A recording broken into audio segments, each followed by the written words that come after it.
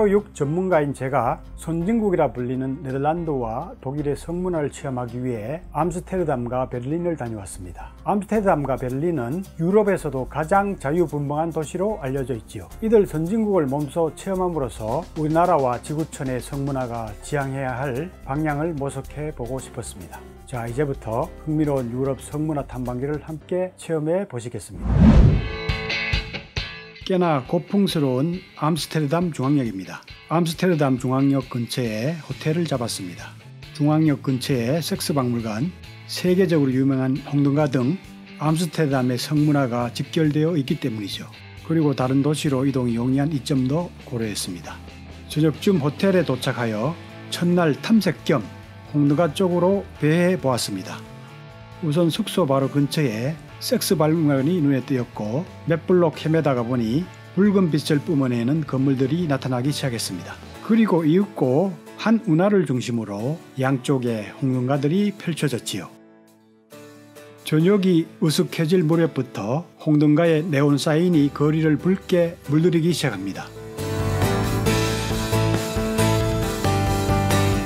에로틱 박물관, 매춘 박물관, 핍쇼, 라이브 섹스 극장인 카사로소 등이 운하 한쪽으로 펼쳐져 있었습니다.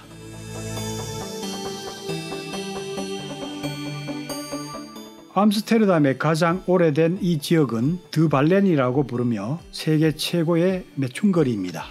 과거에는 선원들의 욕구를 드러내는 곳이었으나 이제는 600만 명 정도가 연간 이곳을 다녀갈 정도로 세계적으로 유명한 관광지가 되었습니다. 반나체 여성들이 쇼윈도에 앉아 혹은 야릇한 춤을 추며 관광객들을 유혹합니다.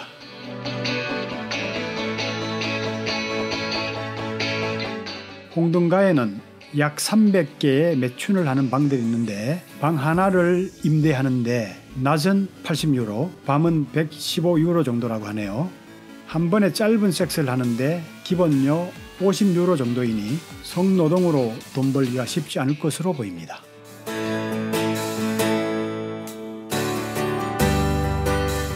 어쨌든 드발렌은 암스테르담에서 가장 인기 있는 지역입니다. 이곳에서는 누구의 눈치도 보지 않고 비키니 혹은 핫팬츠를 입은 미녀들을 마음껏 볼 수 있지요.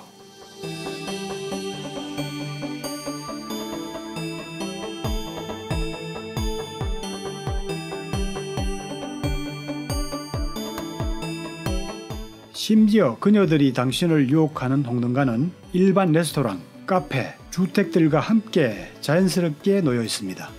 이곳에서 성행위는 자연스러운 일상으로 받아들여질 뿐입니다.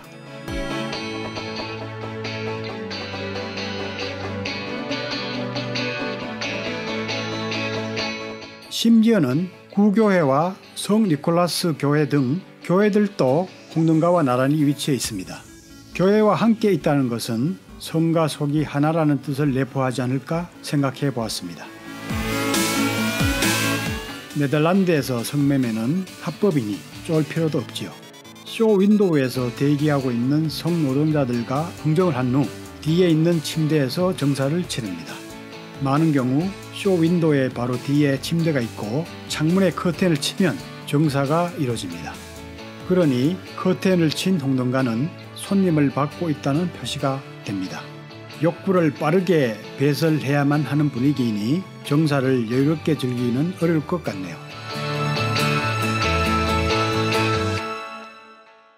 암스테르담 홍등가를 보고 느낀 점은 이곳처럼 성매매를 합법화하거나 비범죄하는 것이 좋다는 생각이 들었습니다. 그렇다고 저는 성매매를 권장하고자 하는 뜻은 없습니다. 성매매 범죄하의 가장 큰 문제점은 성행위 자체를 천시하고 제약시하는 것이며 기본적인 성욕구를 가진 인간을 죄인으로 단죄한다는 사실이죠. 성매매를 반대하는 사람들은 성매매는 쇼핑하듯 여성을 상품화한다는 것을 가장 큰 이유로 듭니다. 하지만 사실 성뿐만 아니라 정신노동, 감정노동, 육체노동 등등이 모두 거래되고 있는데 왜 하필 성노동만 금지하는 걸까요? 성을 거룩하게 여기고 여성 인권을 존중하기 때문이라고 생각하기 쉽습니다만 실상은 그 반대입니다. 유독 성적 욕구를 천시하고 제약시하는 편견 때문입니다. 성매매를 반대하는 또 하나의 논리는 성매매를 여성에 대한 인권 침해 행위로 간주하는 것입니다. 성매매 여성은 단지 성적 서비스를 양도할 뿐만 아니라 자유권, 존엄권, 육체적, 심리적 불가침성 등과 같은 양도할 수 없는 인간의 권리를 양도한다는 주장이지요. 이 주장은 언뜻 여성 인권을 소중하게 생각하는 것처럼 들리며 실제로 그런 뜻을 지닌 사람들도 많을 것입니다. 하지만 조금만 생각해보면 이 논리 역시 오직 성욕만을 천시하고 제약시하는 편견에서 비롯된 견해라는 사실을 쉽게 간파할 수 있습니다. 인권 침해는 성매매에서뿐만 아니라 모든 매매 행위에서 똑같이 일어날 수 있는 문제일 뿐입니다. 육체노동을 헐값에 착취하거나 강제하는 경우, 어떤 집단에 소속되어 특정 이념을 강요받거나 하기 싫은 감정노동을 제공해야 하는 경우도 얼마나 많습니까? 이 경우 우리는 어떻게 행동합니까? 자기 자신에게 맞지 않는 환경을 벗어나거나 불합리한 환경을 개선하려는 노력을 하거나 아니면 적당한 수준에서 타협하여 그 환경에 적응하려 하겠지요. 바로 성매매도 마찬가지입니다. 국가는 불공정 거래나 착취, 성범죄가 일어나지 않도록 관리하는 제도를 만드는 것이 필요하며 성노동자는 자신의 일을 어떻게 하면 공정한 상황에서 즐겁게 일할 수 있는지 고민해 보아야 합니다.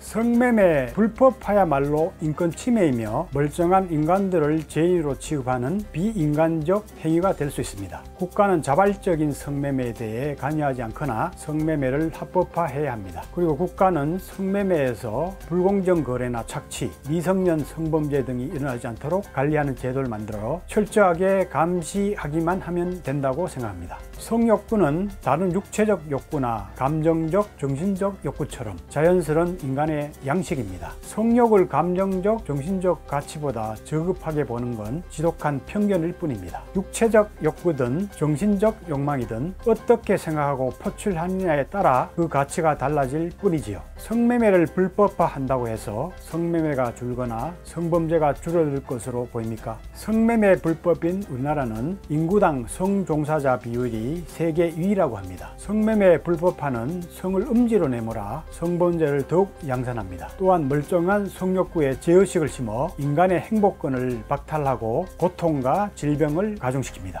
매춘은 세상에서 가장 오래된 직업이라는 점은 부인할 수 없는 사실입니다. 원래 매춘은 고대 국가에서 여성 사제들에 의해 신전에서 신성한 의뢰 행위로 행해지기도 했습니다. 이후 다양한 역사와 문화 전통에 따라 매춘에 대한 평가는 각기 다르게 나타나지만 부권 사회가 득세함에 따라 여성의 성에 대한 억압의 수단으로 매춘을 경멸하고 제약시하는 경향이 강화되었습니다. 즉 가부장적 권위를 위협하는 여성의 성적 자유를 억누르는 수단으로 성억압적 윤리체계와 법제가 강화된 것입니다. 그러므로 성매매 비범죄화는 참다운 남녀 평등의 길이며 성행위에서 음란과 혐오의 딱지를 떼어내는 초석입니다. 성행위를 포함한 인간의 모든 행위는 즐겁고 신성한 행위로 거듭나야 합니다.